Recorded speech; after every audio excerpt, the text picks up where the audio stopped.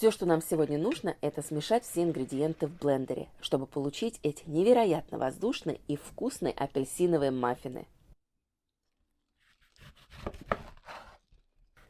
Нам даже не нужно чистить апельсин, просто нарезаем его и добавляем в блендер. Вливаем 4 яйца. Также добавляем 1 стакан сахара, щепотку соли, полстакана растительного масла, 2 стакана муки и пакетик разрыхлителя. И запускаем блендер.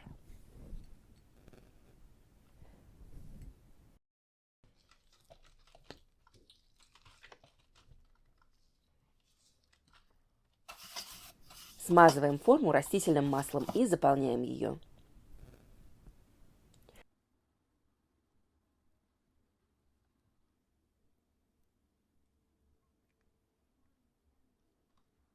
Выпекаем маффины при 180 градусах Цельсия 35-40 минут.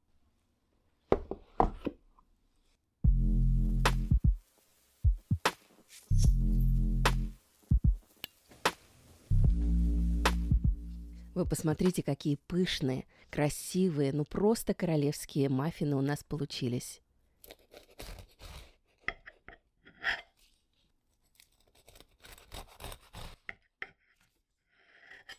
Если вам понравился этот рецепт, не забудьте поставить лайк и подписаться на наш канал.